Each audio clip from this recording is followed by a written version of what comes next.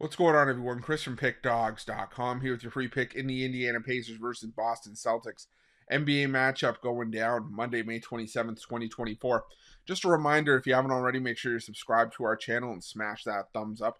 And if you're looking for my best bets, the games that I love, including my daily $19 best bets, make sure that you head on over to Pickdawgz.com and click the Premium Picks tab at the top of the page.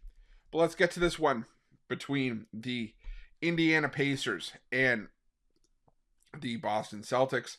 And well, for the Indiana Pacers, they let another one get away, unfortunately. As again, I don't want to say inexperience because there's only so many times you can use the inexperience excuse, but I guess there's just no other word for me to say it. I mean, inexperience at this stage of the playoffs, just a lack of execution. I don't know what you want to call it. Rick Carlisle saying he made a mistake by not calling the timeout on the last before the last turnover of the game. I don't know.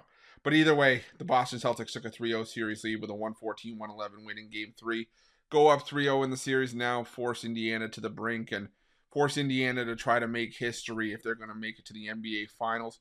No team has come back from a 3-0 series deficit in the NBA of the 154 times it's happened.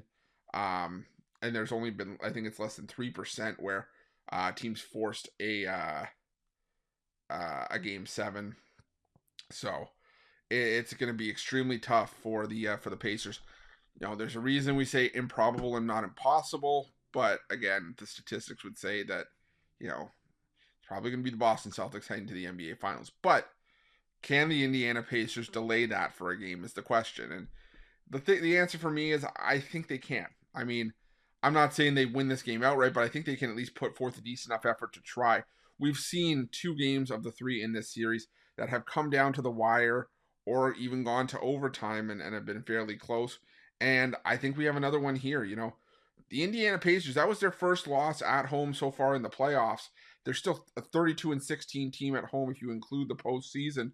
And I think that Indiana is going to be riled up for this one. I think it's going to be a rowdy environment. And I think it's got to give the Pacers some confidence, because the knock on the Pacers, including myself that put it on them, was that if you don't have Tyrese Halliburton, you lose the motor from this team.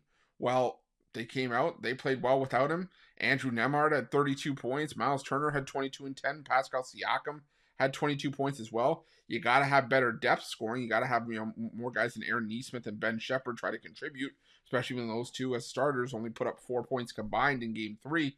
But I think there is still some hope there. I mean, the Indiana Pacers have shown they can at least fight. And, now for Boston, you're still missing Kristaps Porzingis, or at least it looks like you're missing Kristaps Porzingis. Drew Holiday is questionable with an illness. So for me, this is just the long and short of it to say, I think that, the Indiana Pacers getting 7.5 can at least keep it somewhat reasonable. They like I said, they've been in it more often than they haven't been in this series. I do like the over, I think, for a total, if you're looking for a total play in this game as well, just because I know, sometimes when teams have their backs against the wall, you can sometimes see blowouts in the closeout game. I don't think you see that here. I think you see, once again, another back and forth matchup, another high scoring game. The only concern is that if the Pacers get into this one and they just come out and blow the doors off of the Celtics, that the Celtics maybe pull their guys and hold that back. So that's why I'm only hesitant to go towards the over. But I think the better play for me is just taking the Pacers here, plus the 7.5 points. I think it's going to be fairly competitive. And yeah, I think we got another game that maybe comes down to the wire. Maybe we get overtime as well. So give me the Pacers here, plus the 7.5, 8 points, whatever you can get it at, and that's going to be my free pick.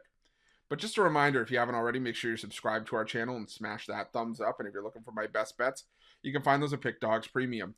While you're at Pick Dawgz, check out our betting tools. They're 100% free. They're the best betting tools in the business, and tools that you want to make sure that you have in your back pocket when you're making your best bets for the day's action. And while you're at our YouTube channel, make sure you have notifications turned on so you can be the first to be in the know when the newest content drops here at Pick Dawgz. Thanks for watching. See you guys soon.